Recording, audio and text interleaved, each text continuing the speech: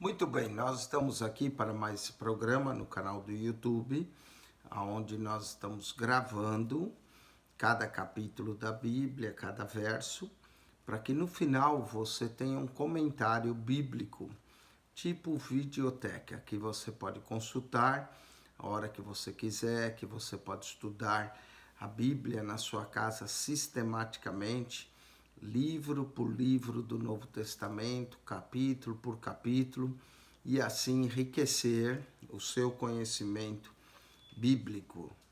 Paulo continua escrevendo aos Coríntios, essa carta é a carta que trata de problemas da igreja, é uma carta étnica, ministerial, que todo pastor deveria ler e estudar muito bem a carta de 1 Coríntios, é a mais étnica, é a que trata de mais problemas. As outras cartas Paulo também trata, mas nenhuma carta como 1 Coríntios.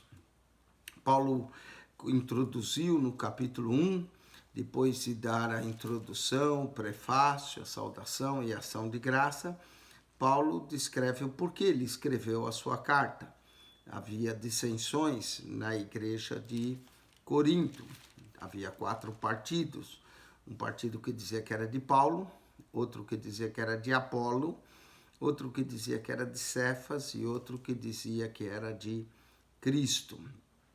E aí Paulo trata acerca disso, e Paulo também menciona a palavra da cruz que ele pregava, que era loucura para os gregos e tropeço para os judeus, mas para nós que somos salvos, sabedoria de Deus.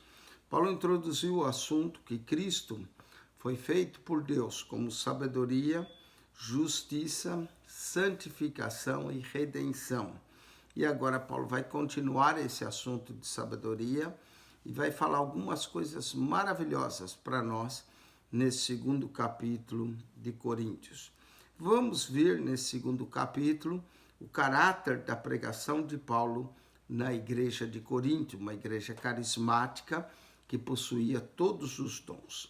E Paulo mostra isso. E eu, irmãos, quando fui ter convosco anunciando-vos o testemunho de Deus, o evangelho é o testemunho de Deus, não fui com sublimidade de palavras ou de sabedoria, não nas palavras humanas, não na sabedoria humana, não na sua eloquência ou retórica. E Paulo tinha bastante. Paulo estudou aos pés de grande Gamaliel, poderia ir à igreja com bastante sabedoria, mas ele não foi com sabedoria de palavras. Por quê? Porque ele diz: nada me propus saber entre vós, senão a Jesus Cristo e a esse crucificado. A mensagem que salva é a mensagem da cruz, não é a mensagem de nossas palavras, ou nossos argumentos, ou a nossa forma de falar de Deus. Se nós pudéssemos convencer as pessoas por argumento, mesmo assim a fé dessas pessoas não seria válida. Elas precisam crer no sacrifício de Cristo, na cruz de Cristo, no que Cristo morreu pelos nossos pecados, entender que Jesus tomou o nosso lugar, que aquela cruz era nossa, que aquela morte era nossa, mas que Jesus pagou o preço por nós. E entendendo isso, sejamos tão gratos a Deus, que assim como Cristo entregou sua vida por nós, nós queremos entregar a nossa. Ele diz: porque não me propus saber entre vós, senão Jesus e esse crucificado. Ele já tinha dito que a palavra da cruz era loucura para os que perecem, mas para que nós que somos salvos, o poder de Deus. Novamente, no capítulo 2, verso 2, ele repete: porque nada me propus saber entre vós, senão a Jesus e a esse crucificado. Diz que o problema do cristianismo é rodar em torno da cruz, mas não está na cruz. Nosso cristianismo verdadeiro é nós estar nos identificando com Cristo na cruz. Se alguém quer vir após mim, negue-se a si mesmo, tome a sua cruz e siga-me. Não é assim como Cristo morreu por nós, nós também temos que morrer para esse mundo, morrer para o pecado e viver para Deus. E tomar a nossa cruz, tomar a cruz significa morrer para esse mundo. Cruz é o local onde Cristo morreu. Então, da cruz provém a salvação, da cruz provém a santificação, da cruz provém a cura, da cruz provém a nossa identidade, né? Temos que nos identificar com a cruz de Cristo e não viver um cristianismo ao redor da cruz, mas um cristianismo crucificado com Cristo. Paulo vai elaborar essa ideia de estar crucificado com Cristo na sua carta aos Gálatas, onde ele diz: já estou crucificado com Cristo e não vivo mais eu, mas Cristo vive em mim.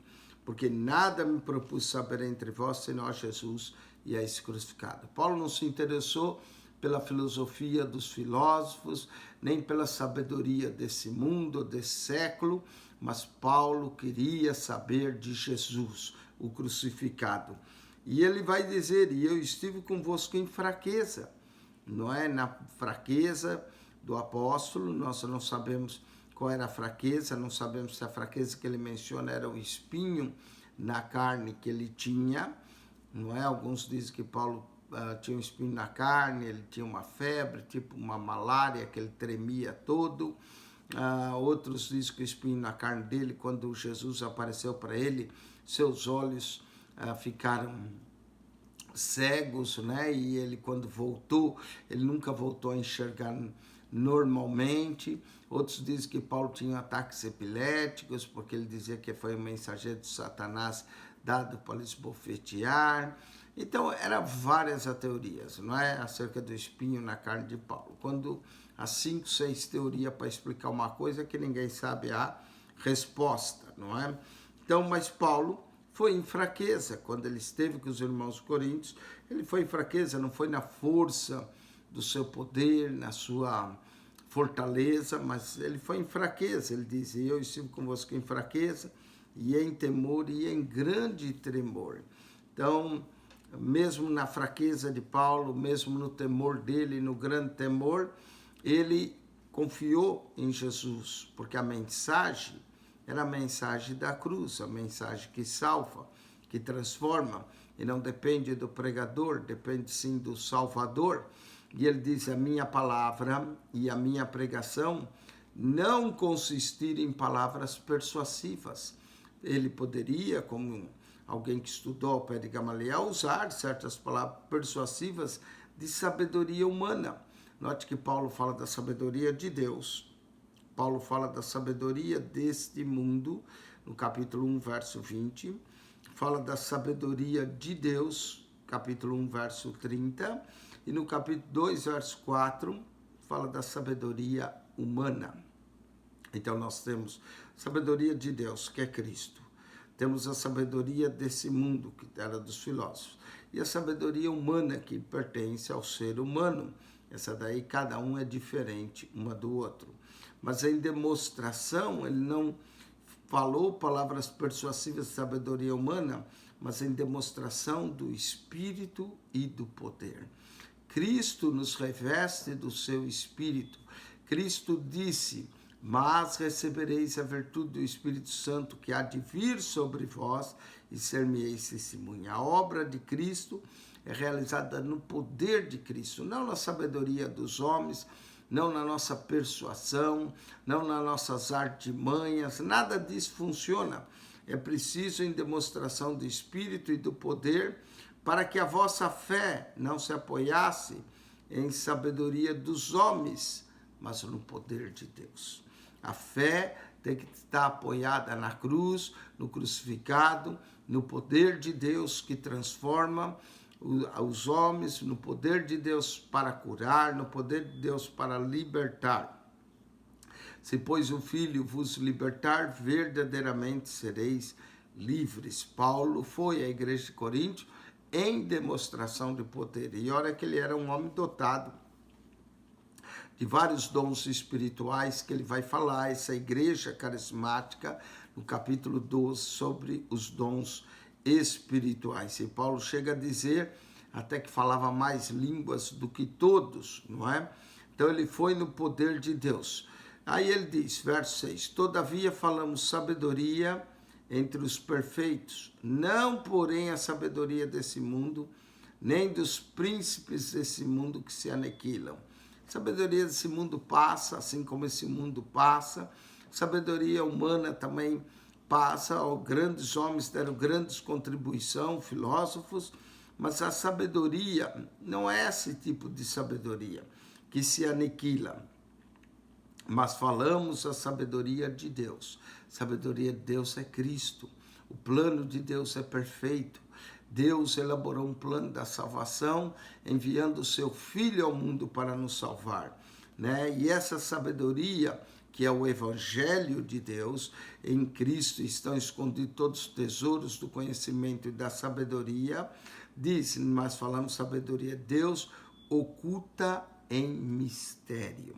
Era um mistério que estava oculto, mas que nesses últimos dias foi revelado. O Evangelho era um mistério oculto com Deus, não é, que Deus ordenou antes dos séculos para a nossa glória. Quando o homem caiu, quando veio a queda, aquilo não pegou Deus de surpresa. Deus tinha um mistério, Deus tinha um evangelho, Deus já tinha um plano de salvação para mandar o Salvador a esse mundo. E esse mistério foi revelado agora a nós, o Evangelho de nosso Senhor Jesus. O fato de Cristo ter morrido na cruz, morreu pelos nossos pecados. Os judeus nunca conseguiram entender isso, porque aguardavam um Messias que viria para reinar. Jamais esperavam um Messias sofredor. Esse era um mistério que estava oculto. Mas Paulo diz que esse mistério que estava oculto, Deus ordenou antes dos séculos para a nossa glória, a qual nenhum dos príncipes desse mundo conheceu, porque se conhecesse, nunca crucificaria ao Senhor da glória. Interessante esse verso de 1 Coríntios 2:8, a razão que Cristo foi crucificado, a razão que o Senhor da glória foi crucificado, o Senhor da glória, como Paulo apresenta a Jesus aqui, é porque eles não o conheceram.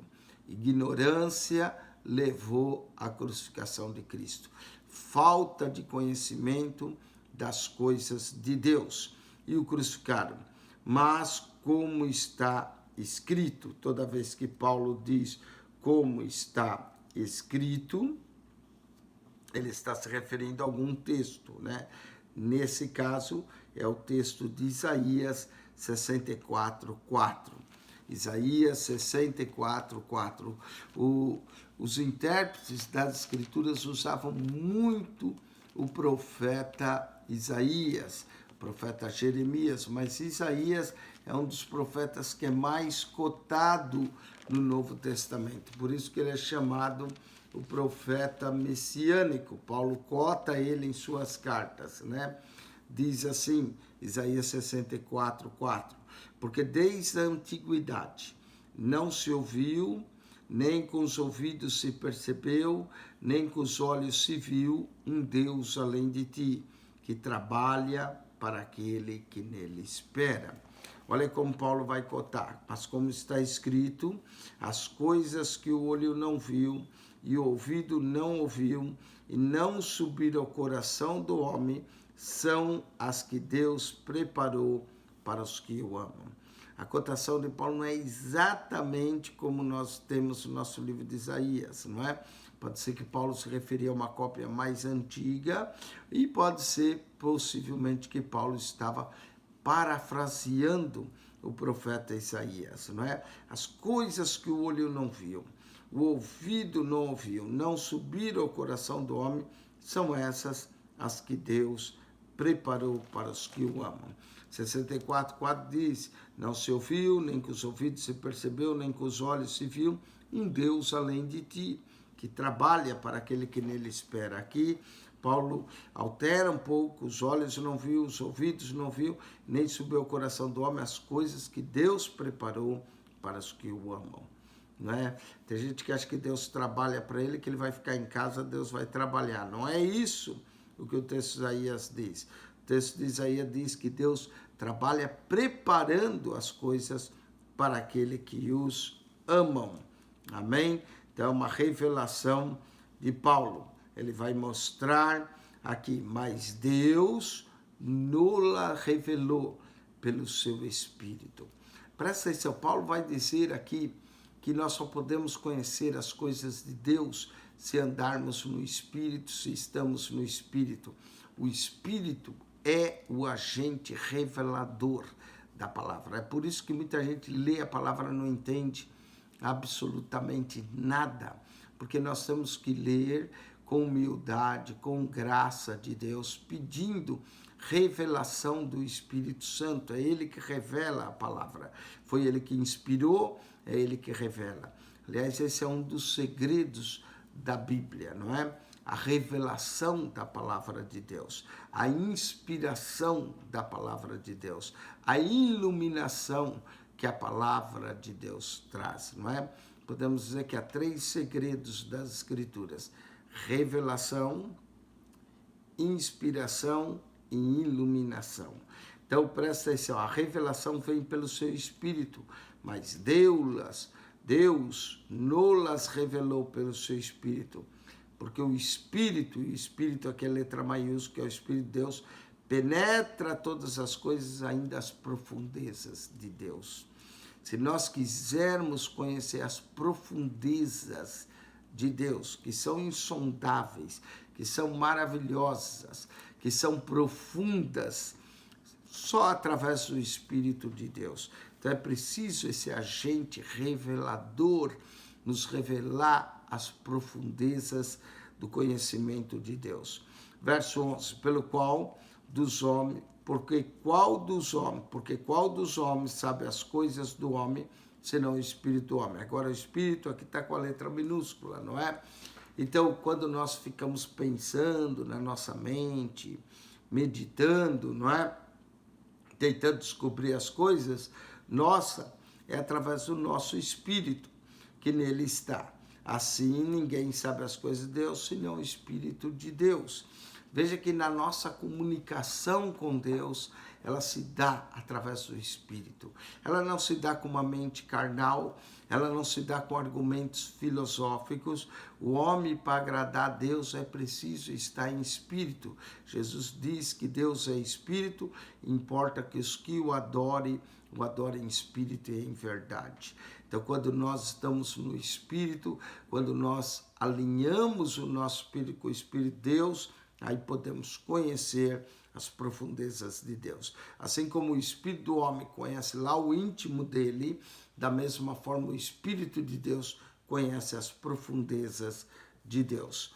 E diz aqui, mas nós não recebemos o Espírito do mundo. Há um espírito mundano que sonda o mundo, não foi esse, mas o Espírito que provém de Deus. É preciso receber o Espírito Santo em nossas vidas, para que pudéssemos conhecer o que nos é dado gratuitamente por Deus. Tudo que Deus dá é gratuito. Você não paga, você não compra os dons de Deus, é tudo gratuito. E alguém diz, mas pastor, por que tira a oferta? Porque a oferta é parte do nosso culto, você não está pagando nada. Quando nós ofertamos, quando nós damos nosso dízimo, nós estamos apenas dando e agradecendo a Deus. As coisas de Deus é gratuita, a salvação é gratuita, os dons espirituais são gratuitos, a revelação de Deus, da sua vontade, é gratuita. Deus só pede uma coisa, que nós o busquemos, que nós o procuremos, não é? Que nós nos dedicamos a ter comunhão com Ele. É a única coisa, mas nós não recebemos o Espírito do mundo, mas o Espírito que provém de Deus, para que pudéssemos conhecer o que nos é dado gratuitamente por Deus, as quais falamos não com palavras de sabedoria humana. Olha como Paulo faz uma distinção clara entre a sabedoria desse mundo, a sabedoria humana, com as coisas do Espírito, mas com as que o Espírito Santo ensina. Jesus mesmo diz, quando vier aquele Consolador, o Paracleto, não é que é traduzido como Consolador, ele vos ensinará todas as coisas. O Espírito Santo pode ensinar para nós coisas que nenhum professor da terra é capaz de fazer, não é? Porque o Espírito penetra as profundezas de Deus. Por isso que a Bíblia diz em Jeremias 33:3, clama a mim, responder-te-ei, e anunciar-te-ei coisas grandes e ocultas que não sabes. Jeremias 33:3. Da mesma forma, se nós vivermos no Espírito, andarmos no Espírito, procurar estar no Espírito, o Espírito irá nos revelar, irá nos ensinar as coisas de Deus, comparando as coisas espirituais com as espirituais. Nós não comparamos coisas espirituais com materiais, mas nós comparamos coisas espirituais com as espirituais, não é? Verso 14. Ora, o homem natural não compreende as coisas do Espírito de Deus. Interessante. Paulo vai falar aqui, nesse texto, começando no capítulo 2, verso 14, de 3 tipos de homem. O homem natural, que não compreende as coisas de Deus. Por isso, quando a gente fala das coisas de Deus para uma pessoa natural, uma pessoa que não está no Espírito, não compreende as coisas espirituais, ele não entende. A gente fala, ele não penetra, não é? Diz que o homem natural não compreende as coisas do Espírito de Deus, porque lhe parece loucura. Quando a gente fala, olha, Deus criou todas as coisas, Deus é o Deus que quer habitar em você, tudo isso parece loucura para o homem natural. E não pode entendê-las. Por quê? Porque elas se discernem espiritualmente. As coisas de Deus tem que ter discernimento espiritual. E todas as coisas de Deus se discernem espiritualmente. Tem gente que, naturalmente, quando a gente diz a Bíblia é a palavra de Deus, não, a Bíblia foi escrita por homens. Essa é a mente natural. Ele não consegue entender que de fato, a Bíblia foi escrita por homens. Ninguém está negando isso. Mas que ela foi escrita por homens sobre a inspiração do Espírito de Deus, de forma que ela se tornou a palavra de Deus. E não é porque foi escrita por homens que não tem valor. Seu cheque, quando você trabalha e recebe, é escrito por homem. Você não rasga o cheque e joga fora. Você vai no banco, deposita, porque tem valor. Da mesma forma, a palavra de Deus foi escrita por homens, mas ela tem valor para nós. Passe os céus e a terra, mas a palavra de Deus permanece. E nós entendemos ela de forma espiritual pelo Espírito de Deus. Então, o homem natural não pode entender as coisas do Espírito de Deus, porque elas se discernem espiritualmente. Mas o que é espiritual discerne bem tudo, e ele de ninguém é discernido. Discernimento do Espírito vem através do Espírito de Deus. Mas o que é espiritual? Presta atenção. Nós temos de um lado o homem natural. Do outro lado, nós temos um homem espiritual que entende as coisas de Deus, se discernem, não é? E nós também vamos ter o crente carnal. Capítulo 3, verso 1, Paulo diz: eu não vos pude falar como espirituais, mas como carnais, como meninos em Cristo. Então, presta atenção, nós temos um homem natural, que seria a pessoa incrédula, que não compreende, não entende as coisas de Deus, porque ela se discerne espiritualmente. Do outro lado, nós vamos ter o homem espiritual, que discerne bem tudo, e dele não é discernido por ninguém, não é que ele conhece a mente do Senhor. Por quê? Porque ele recebeu a mente de Cristo. Não é? E do outro lado nós temos o crente que entendeu as coisas de Deus, mas que anda na carne. Não é? E como é que ele anda na carne? Causando divisão, ele é menino em Cristo, por isso ele é carnal. Então nós vamos ter crentes espirituais, crentes carnais e o homem natural, não é? Nós também vamos ter crentes espirituais. A Bíblia também fala de comida espiritual, que é a palavra de Deus. A Bíblia também fala de bênçãos espirituais, que Deus já nos abençoou com todas as bênçãos espirituais nas regiões celestes, Efésios 1:3. E nós vamos falar de dons espirituais em 1 Coríntios 14:1. Crentes espirituais, comida espiritual, que é a palavra, bens espirituais, dons espirituais. Mas o que é espiritual discerne bem tudo, e ele de ninguém é discernido. Porque quem conheceu a mente do Senhor? Quem conhece a mente do Senhor? Quem sabe os pensamentos de Deus? Isaías diz que assim como os céus são mais altos do que a terra, assim são os meus pensamentos mais altos do que os vossos, e os meus caminhos não são os vossos, diz o Senhor. Quem é que conhece a mente do Senhor? Como é que nós podemos conhecer a mente do Senhor se nós estivermos na carne? Não conhecemos. Só podemos conhecer a mente do Senhor se o Espírito nos revelar, se o Espírito nos ensinar, se nós formos crentes espirituais, que a gente consegue discernir bem tudo e de ninguém é discernido. Porque quem conhece a mente do Senhor, para que possa instruí-lo. Mas olha aqui que Paulo diz, mas nós temos a mente de Cristo. Ah, que maravilha! A mente de Cristo, ou seja, pensamos como Cristo.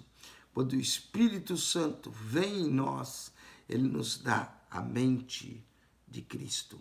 Por isso que a gente tem que transformar nossa mente, por isso que nós não podemos nos conformar com esse mundo, temos que transformar o nosso entendimento, temos que dar lugar ao Espírito de Deus em nossa vida, para que de fato sejamos não um homem natural. Isso daí eu espero que nenhum cristão seja. Não um crente carnal que cria divisões, brigas, dissensões na igreja, mas que nós tenhamos uma mente espiritual, uma mente que é a mente de Cristo. E se nós tivermos essa mente de Cristo, nós iremos conhecer também a mente do Senhor, porque essa mente estará em nós. Mente na Bíblia significa pensamentos, né? Estado mental, com o pensamento de Cristo, com a mente de Cristo, entendendo a vontade de Cristo para as nossas vidas. Que boa notícia! O que nós vemos aqui nesse capítulo 2? Fala do homem natural, do crente espiritual e do crente carnal.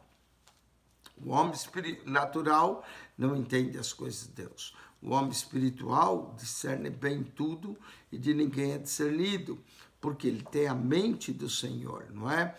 Quem pode conhecer a mente do Senhor para que possa instruí-lo? Mas nós temos a mente de Cristo. Meu querido, que boa notícia, não é? Se nós somos salvos, se nós entregamos nossa vida a Jesus, Jesus vai nos dar do seu pensamento, da sua mente. Mas isso é preciso andar com Deus, é preciso estar no Espírito. Não podemos ser carnais, ficar brigando com dissensões, como havia na igreja de Corinto. Nós precisamos ser crentes espirituais com a mente de Cristo. Está aí a verdadeira sabedoria. A sabedoria do homem espiritual é ter a mente de Cristo, é pensar como Cristo pensa, é andar como Cristo andou, é falar como Cristo falou, é ter o sentimento e o amor que Cristo tinha. Amém? Com isso nós concluímos o capítulo 2. Quem esteve convosco para mais programa, pastor Eugênio Piacentini. Nós vamos voltar comentando o capítulo 3 dessa epístola maravilhosa de Paulo aos Coríntios, que fala da sabedoria divina, que é Cristo, fala da sabedoria do mundo, fala da sabedoria humana, mas a sabedoria que nós queremos é a divina, da qual o Espírito de Deus nos revela o propósito, a mente de Cristo, e nos dá a mente de Cristo. Deus vos abençoe. Que a graça de nosso Senhor e Salvador Jesus seja com todos. O amor de Deus, nosso Pai, e a rica e doce consolação do Espírito Santo. Deus vos abençoe ricamente em Cristo Jesus. Amém.